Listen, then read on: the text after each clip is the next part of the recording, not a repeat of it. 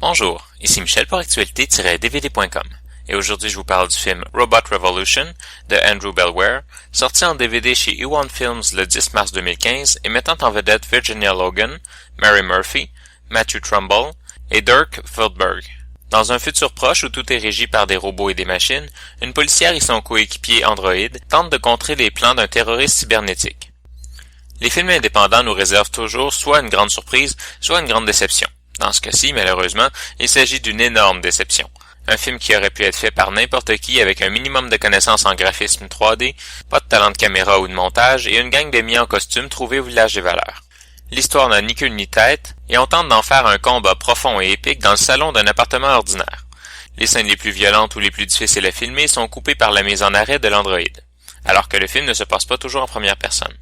Bref, on évacue les difficultés, qui sont aussi les scènes les plus intéressantes du film, en théorie, puisqu'en pratique, quand quelqu'un tire du fusil, il est aussi convaincant qu'un enfant avec un fusil de cow-boy.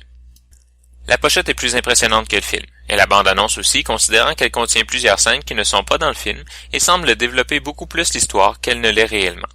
Le dénouement est facile à prévoir et le film finit en queue de poisson tellement abrupte qu'il faut prendre un moment pour réfléchir à comment s'est terminé le film. Quand on n'a pas de moyens, on met sur ce qui ne coûte rien, les bonnes idées, un scénario de qualité et le talent. Malheureusement, le talent est aussi quelque chose qui se construit. Il faut peut-être travailler un peu plus fort que ce que l'on voudrait pour avoir un résultat, et même faire le deuil de ce que l'on ne peut pas faire. On n'essaie pas d'en mettre plein la vue avec des effets spéciaux qui n'en finissent plus et qui font penser à la télé des années 90. À part l'actrice principale et l'informaticienne qui offrent une prestation moyenne, la plupart des acteurs sont pratiquement nuls. Aucun sens du dialogue, du naturel et encore moins du rythme. À chaque phrase prononcée, on pourrait presque compter jusqu'à 5 avant que la réponse n'arrive. Le film est présenté en format d'image 2.35, en anglais Dolby Digital Surround 5.1 seulement et sans aucun sous-titre. Il n'y a pas de supplément sur le DVD.